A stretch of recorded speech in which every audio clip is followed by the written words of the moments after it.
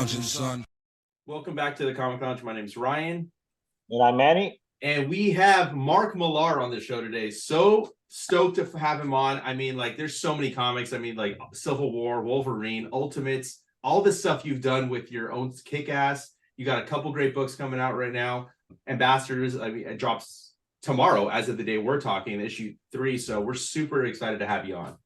Thanks for having me. It gives me something to do in the evenings, you know. So first off, like, I'll just ask you, you are like, you have so many different concepts you're constantly bringing. So I just want to lead off with, like, what is your creative process when you're developing and bringing out, like, all these, like, unique and different characters into your comics? Do you know, it's funny you say that, because I found a piece of paper a couple of days ago and there was 25 lines on it, you know, and it was rough ideas for things. And this piece of paper shows up every 6 months in the hole that is my office, you know, just now and then it resurfaces. And I wrote it like 20 years ago, you know, and it was like all these ideas for projects, like very loose ideas and everything, but pretty much every one of them I've kind of done, you know. So what I do is I maybe come up with a kind of very basic idea, and then it percolates for 5 years or 10 years or whatever. And then I forget I was even going to do it. And then it pops back up again. So my subconscious, I think, is writing this stuff. And then I get super excited about it and then just start going, you know, like the project I started yesterday, I first started thinking about 10 years ago, maybe, you know. So it's kind of like a teacher said this thing to me in school. She said, if you're ever struggling with your maths paper, just start it, put it to one side, and then go and do something else, then come back, and your subconscious will have taken care of it. And I think stories are the same thing happens. Yeah, I mean, look, just the different types of stories, the different types of genres. I mean, like, you have so many different artists you work with, like, so many different influences come through in all your different concepts. And, like, you're probably one of the most prolific writers. I mean, you're constantly working, you never stop. I mean, you have a Netflix deal, obviously everybody knows about that, where your stuff's adapted, but you still write comics. Like, technically, like, you don't really have to, like, you're probably pretty well set off, but I love that you still have that passion and love for the medium. You know, I think that that's really cool. It's even weirder than you think, because they don't adapt my comics. What happens is I create them as projects, and then they get adapted into comics, which is really weird, right? So, like, in the old days, before I sold the company to Netflix back in 2017.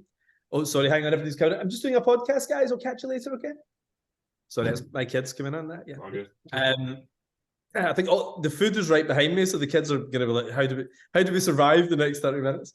But yeah, so what happens is me and a whole bunch of brilliant artists created all these concepts we sold to Netflix, you know, as comic books that they would turn into movies and TV shows back in 2017. So that's owned by them now, the way that Disney owns Marvel, Netflix owns Millarworld. So if I get hit by a bus tomorrow, it would make any difference, you know. That's owned by those guys. But then they actually offered me a job as well, you know. So they said to me in 2017, look, we really got on well. The negotiations, which went on for like a year, you know, the negotiations went great. We're on the same page. Do you want to come in and be an executive in Netflix, to be a studio exec? And we'd love you to create expertise, you know.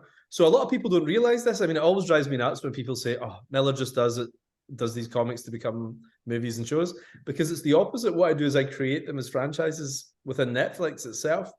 And then for free, I write them as comic books. So I say to the guys, because, you know, Netflix isn't a comic publisher, but they know I love comics, right? So they said to me, look, we'd like you to create all this stuff. You know, so Magic Order, Prodigy, Sharky, Space Bandits, King of Spies, all these things, the Ambassadors, these things were all created as television shows or movies.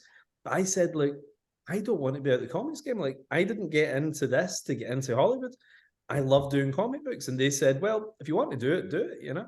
They said, and they gave me one specification. They said, you must do it with the greatest artists in the world. And I was like, I'm in. Okay, this sounds good, you know. So I literally write them for free. And it's so weird that there's, I don't know, 5 this month or something. And I do it for free. You know, I do it for fun because I love it. Yeah, I think that kind of leads into something I wanted to talk about. Like, Nightclub's $1.99. There's no $1.99 comic books in the industry anymore. I mean, it's a very expensive hobby nowadays. Like, so you have to be almost kind of selective in what you buy. What was the idea behind that? I just love doing crazy stuff, you know. Like, I like the idea of, like, when everybody else is putting their prices up, let's just try and put our prices down, see what happens. And, you know, the economics of it, thanks to supply chain issues and everything, means it's impossible to make any money on it. You know, we do it, like I say, for fun. Like, a $1.99 comic by the time you pay the retailer, the distributor, ordinarily you've got roughly a third of that coming back. You've normally got, say, 65, 70 cents. And that's okay because it used to cost 12 cents to print a comic. But with supply chain shortages, paper has become so expensive, and it's now about 70 cents to print a comic.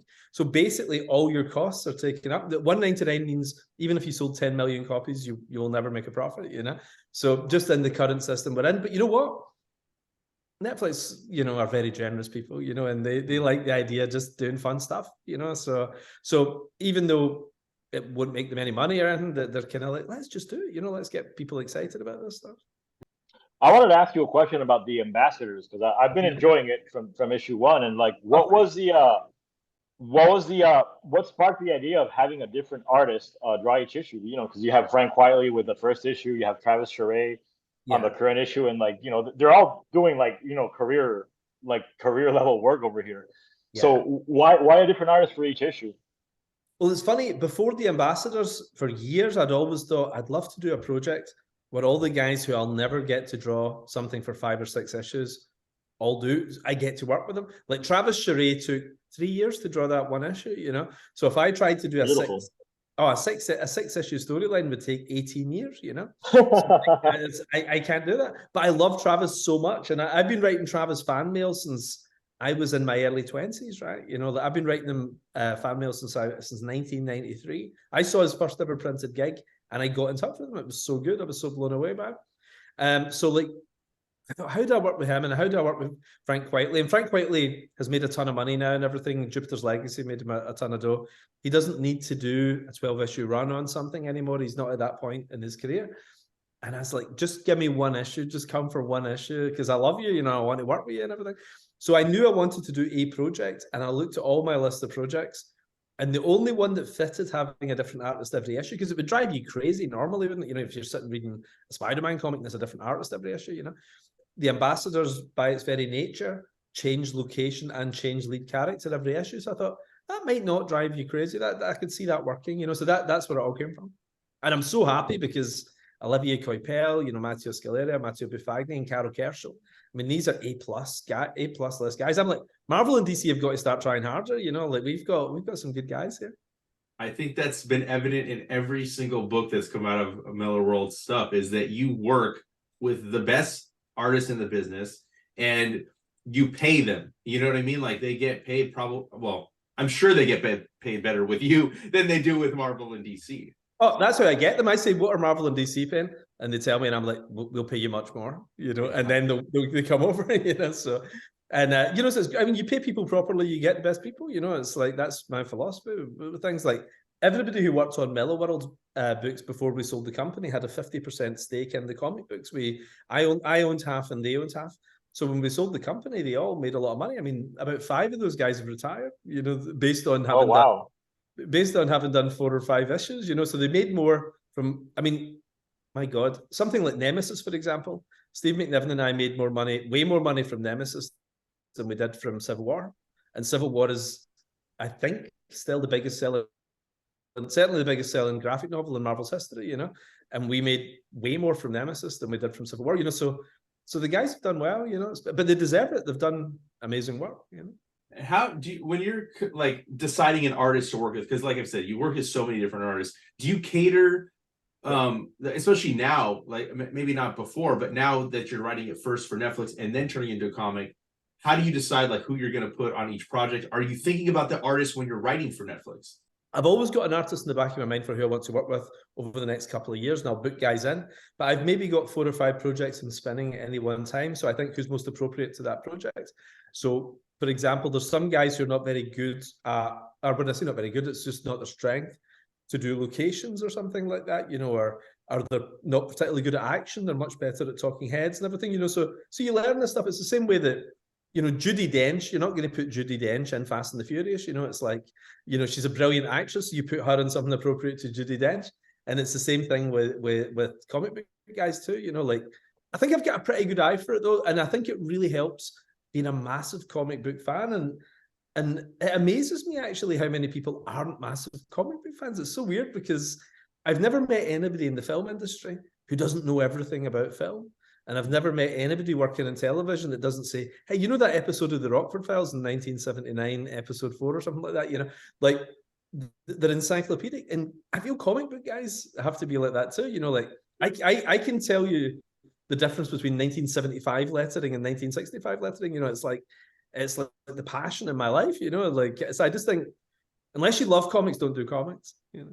So I don't know if you want to talk about it, because I mean, until now I've seen our ads, but what can you tell us about Big Game? Because I'm pretty excited about this crossover, and I know it's going to bring a number of your properties together.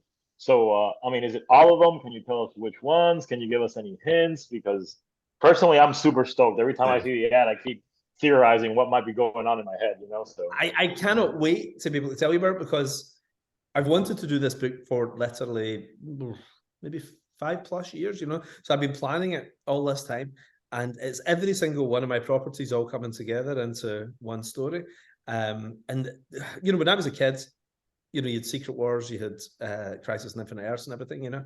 And I think they slightly get devalued because these guys cross over all the time. They cross over in events like 3 times a year or something, you know. And then on top of that, they appear in each other's books and everything. But I've never crossed my characters over before, you know. So, and they've been around for 19 years so far. This is us coming into the 20th year. So it's really exciting seeing them coming together. And I had to pick somebody who didn't feel like a step down. Like, think about this, right? Imagine you have somebody amazing drawing one of these books, which I have in all of those things. You know, you've got Greg Capullo, Stuart Immonen, you know, Olivia Coipel, whatever, drawing all of these books. And then the guy who draws the crossover does crappy versions of characters you've seen drawn by Olivia Coipel, you know?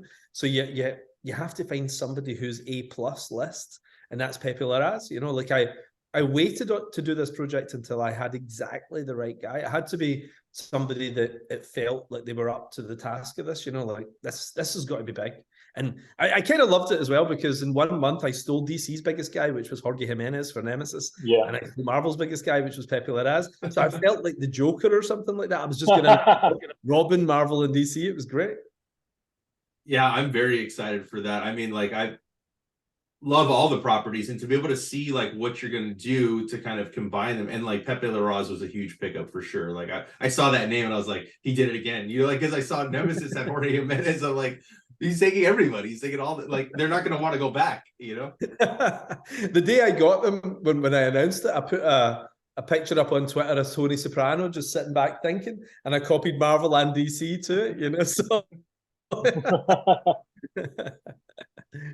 So I kind of wanted to ask, like, you know, talking about Jorge Jimenez, what was the decision to kind of not have Steve come back, was like, and do a reloaded kind of version of it, like rebooting but not quite rebooting, and then like having a different artist?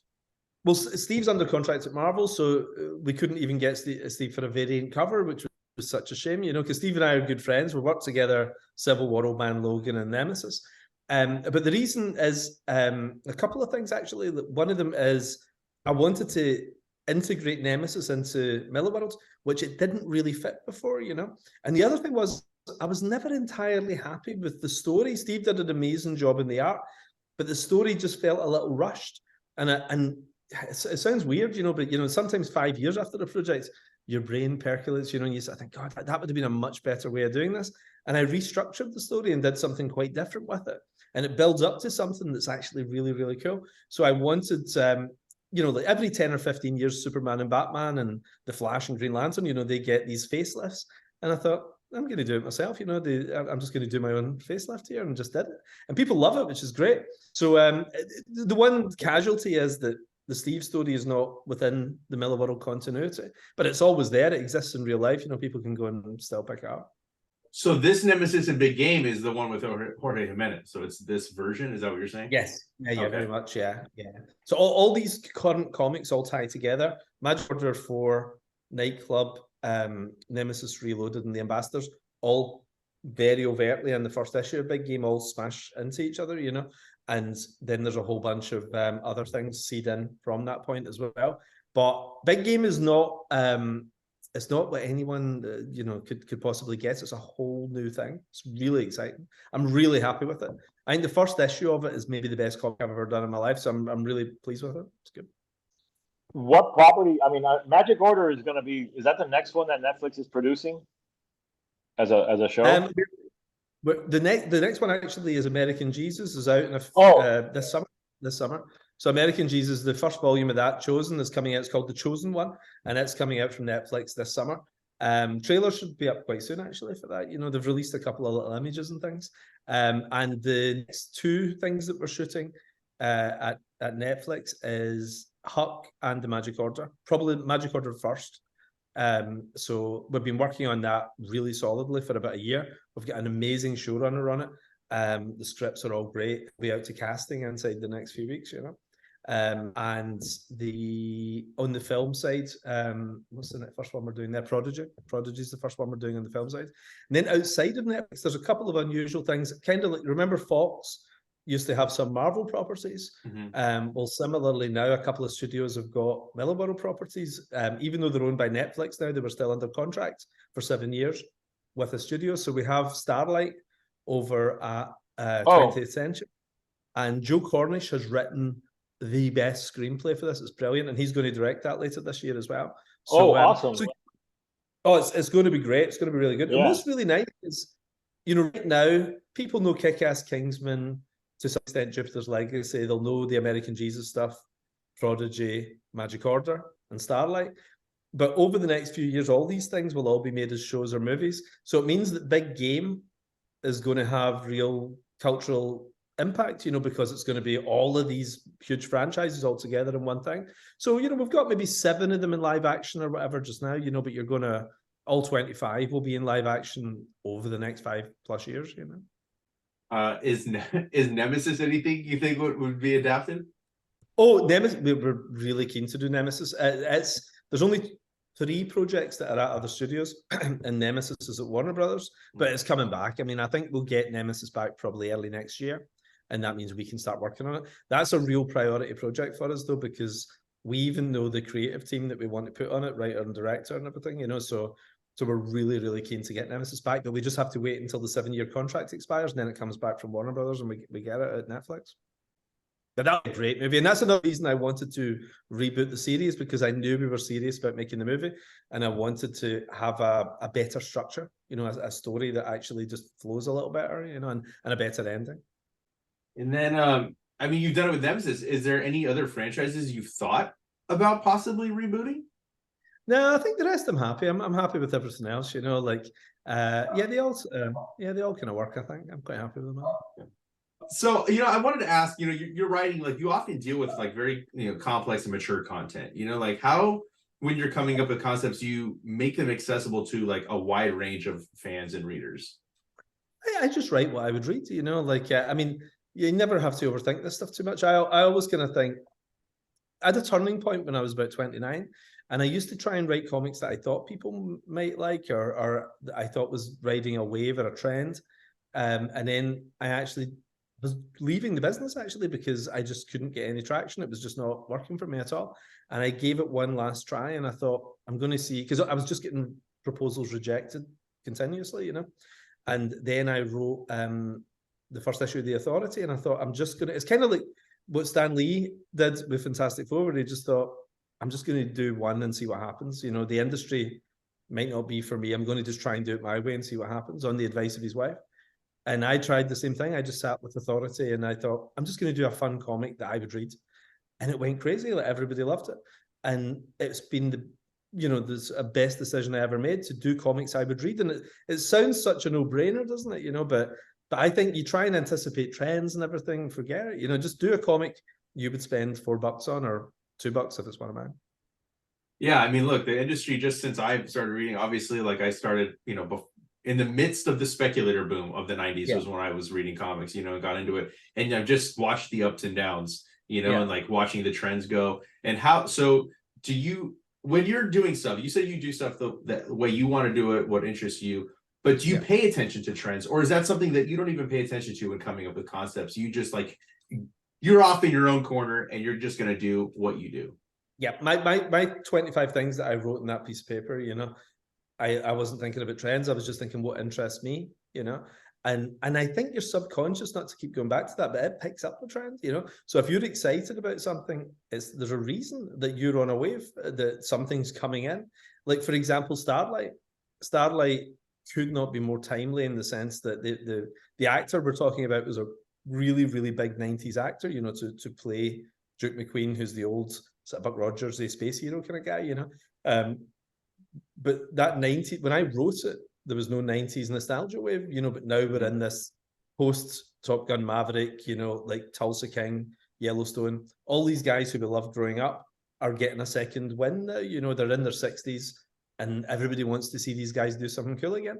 Now, I didn't think about that in 2015 when I wrote that book, but here we are now in exactly that, and it is going to work really, really well. I think the timing's great. So sometimes you just got to trust it, you know, just it's like the force, you know, just sit back and let it happen. Yeah, and another thing that you've been doing recently is you started your own YouTube channel.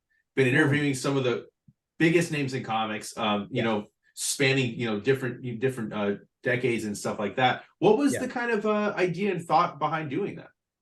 A couple of things. One is I love catching up with the guys, you know, because they're genuinely my friends, you know, and I live in another continent for most of them, you know, so, and I don't have time to travel the way I used to and go to lots of shows and things.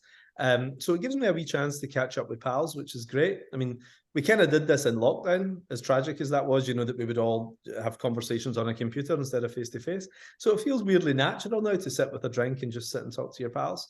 And I also thought, I love these guys, right? It's like, people should be celebrating all of these guys, right? And I want a record of them in the future because some of them are old, you know, like there's a guy I want to talk to next week who's in his 80s, you know. It's like these guys will not be around forever. And I wish there was a 2-hour interview with some of the 1960s guys that I could just get my hands on, you know. So there's an oral history for so many other industries. I mean, look at all the music interviews you can get, you know, and big in-depth things. And there isn't much for comics, and yet comics is the cornerstone of modern pop culture. So I want to hear these guys talking in their own voice, talking to a peer, you know, somebody they work with. So they let their guard down a little bit more as well. You know, if they're being interviewed by a journalist, they might be a little more guarded and only talk about the work, but they'll talk to me about their worries and their anxieties, you know, like Brian Hitch, one of the greatest artists in the world, you know, freezes up, you know, he was talking about that, like the fact that he feels his work's not good enough and everything. So it's all those kind of things that wouldn't it have been amazing to see Jack Kirby or Steve Ditko or somebody talking like this, you know? And so 2 hours also, it's a bit like Joe Rogan, you know, where the first 20 minutes or something, it might be kind of formal, but by the minute you're 90 minutes in, you're talking about, you know, do you believe in life after death and things like that? You know, it's like a night in the pub with your pals. And that's what I love. I love just getting the guys relaxed and just talking about who they really are. So are some of them like, I mean, obviously some of them are people you've worked with, obviously, you know, based on who you've chatted with, but are you seeking out people that there aren't interviews with, that you feel like you want to be that person that kind of did that interview that for the historical records and stuff like that? Maybe to some extent, you know, I just think who's exciting to me, you know, so Travis, we had the book out this week, you know, so Travis seemed a logical one, but at the same time, I've never seen an interview with Travis like ever. And I only have seen one photo of Travis, so I didn't even quite know what I didn't know what he looked like either. Yes. And he's not what I expected, you know, like he's so normal. I thought he'd be like, I don't know, a goth or something like that. I thought he'd be like a really withdrawn kind of guy, you know, and he's just this really charming, nice dad who's in his early 50s, whatever, you know, just a good guy, you know, and like grew up on a farm and everything, not what I expected. But that could be interesting in its own way too, isn't it? Because you have preconceived notions of comic book guys, and then when you meet them, they might be a little different from what you had in your head, which is always kind of cool. Because actors, you know what they look like, but you might read a comic book writer for 5 years and you don't know what they look like. Alan Moore, I had in my head as a guy, a clean cut kind of guy, you know, and then I saw the photograph and he looks like Rasputin, you know. Yeah, no, I totally agree. I mean, just in terms of me doing this channel and like some people have interviews, but some there's not a lot. So like you don't know what to expect. Like you, I've seen you on camera, you know, I've watched your stuff. I've seen you on like the Cartoons Kayfabe. So like you kind of already get a feel, but yeah, there's some people I've talked to and I'm like, man, I had no idea they'd be like that, you know? So I wanted to ask too, like, obviously, like you've done your stuff at Marvel, you've done your stuff at DC. Is there any desire to ever want to do any concepts again, or is that something that you feel like you've done it and you're good and you just want to work on your own properties? Well, it's funny you say that. You know, my contract is really tight at Netflix, you know, so I've got a certain amount of stuff I have to do, and I'm a producer as well, you know, so it's quite a heavy workload. But I was in the Middle East a few months ago, a couple of months back, and I was out swimming in the sea. And while I was out in the sea, I was actually just thinking about like Marvel and DC. You know, like, you're always a fan, aren't you? You know, it never leaves you. And you come up with an idea for Green Lantern or Justice League or something, you know, and you maybe jot it down. You think that might come in handy in 5 or 10 years or whatever, you know, just write this down. But I had this whole Superman story come to me, beginning, middle, and end, while I was in the sea, right? And like I swam back to the beach, and I just got a pen and looked for paper, like, and started jotting it all down before it left me, you know. And it stayed with me, and I told my wife, and she says, why would you do that? And I was like, because I love it, you know, like I really love Superman. It's my favorite thing. And then I got home and I tweeted it, you know. I just said, come up with a great Superman story, but God knows when I'll ever be able to write it. But then DC got in touch with me, and Mary Javins, who runs DC, you know, and she said, look, are you serious about this? And I was like, yeah, totally, you know. I said, the next year is really intense at work, you know, next year or so. But I said, after that, I'm going to try and carve out a 12-week space and ask if I can go and do it and write this story. And I'll get somebody amazing, you know, like if I'm coming back to do Superman at some point, you know, after years of not doing company-owned characters, it has to be the best artist in the world drawing it, like, or I'm not doing it, you know. So like, I want somebody really great. So it's something I'm really proud of up on my shelf, because Superman, you know, you got to make it brilliant. Oh my God, I want that book. I'll keep my fingers crossed. I mean, look, I mean, they reached out to you, so obviously they're willing to do it. So that's something I'm definitely excited to look forward to in the future. Besides the stuff that we know that's going on, a big game coming out, is there any other projects that you can kind of tease or talk about? Maybe some artists that you're going to be working with? I think Nightclub, Ambassadors, the current books, you know, Magic Order and Nemesis, they all wrap over the next couple of months. But it's been quite a, you know, I do less than 2 books a month. Generally, I do about, you know, 19 comics a year, I think, is my average. So these have been building up for a little while, you know, and they've been released all at once. And then you get Big Game coming out, and the conclusion to Jupiter's Legacy. That'll run out the rest of this year. And then I'm going to take a little break in terms of publishing, not a break in terms of writing, but a little break in terms of publishing. And I'm going to regroup. I've been putting feelers out to the artists I want to work with. I mean, there's guys I maybe said to 5 years ago, do you fancy doing something? And they've said, yeah, I'm available in 2024. You know, so I'm going to be calling in those kind of things, you know. So like, there's nobody in stone yet, you know, but I kind of know who I'm after, you know. Like, it's a very short list though, because whenever you only work with great guys, it feels diminishing, you know, to go and work with somebody who's not brilliant, you know. So I'm really spoiled. I'm super spoiled. So I'll wait. If I have to wait 18 months on somebody, I'll wait and I'll get the right person, you know. But like, but so far, I mean, it's very rare I don't get the guy I'm going after, you know. The guys always have a good time when they're working on our books. Yeah, I mean, like I said, like, all the books are great. They're all high quality, you know. I mean, like, the writing, the art, it's the best of the best. So I'm super stoked for everything you got going on, all the adaptations coming out. Before I let you go, is there anything you want to kind of promote to everybody listening and watching?